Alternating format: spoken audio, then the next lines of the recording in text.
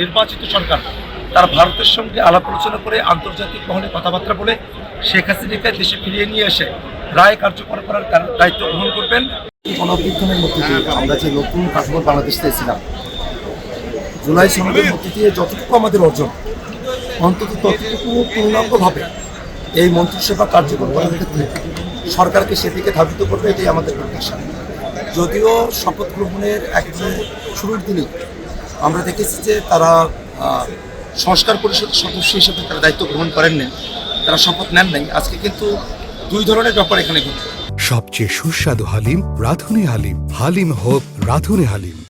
যারা আমরা 11 দলীয় জোটে আসছি, আমরা কিন্তু একই সাথে সংসদ সদস্য হিসাবে এবং একই সাথে সংবিধান সংস্কার পরিষদের সদস্য হিসাবে আমরা শপথ গ্রহণ করেছি।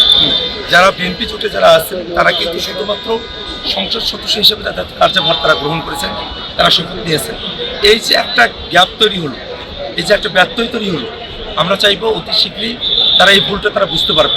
যেমনভাবে আমরা গণভোটের প্রশ্নে দেখেছিলাম যে বিএনপি এবং তাদের জোটসঙ্গীরা যারা আছেন তারা কিন্তু শুরুতে ভোটের পক্ষে তাদের অবস্থানটা ক্লিয়ার ছিল না।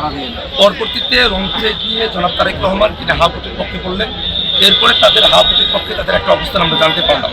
এই দোদুল্যমানতা না, এই দোদুল্যমানতা জাতিকে কিছু উপহার দিতে পারবে, বরং সংস্কারের যে চ্যাপ্টার সেটাকে ক্লোজ করার জন্য আজকে তারা মন্ত্রিসভার দায়িত্বভার গ্রহণ করার সঙ্গে সঙ্গে তারা সংস্কারের পক্ষেও তাদের দৃঢ় অবস্থান ব্যক্ত করবেন।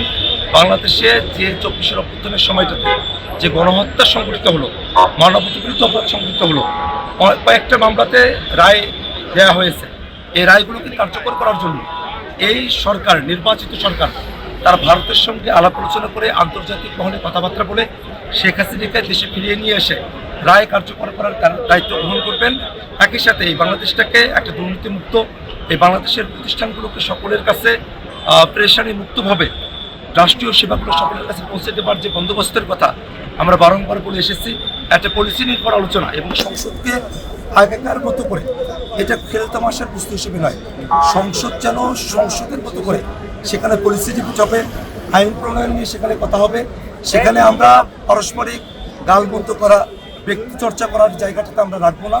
সংসদকে সত্যিকার অর্থে কার্যকর সংসদে পরিণত করার জন্য সরকারি দলের যারা আছেন তারা তাদের দায়িত্বভার পালন করবেন। আমরা যারা বিরোধী দলের দায়িত্ব গ্রহণ করেছি, আমরা আমাদের দায়িত্বের জায়গা থেকে আন্তরিক থাকবো, এটাই আমাদের প্রত্যাশার জায়গা।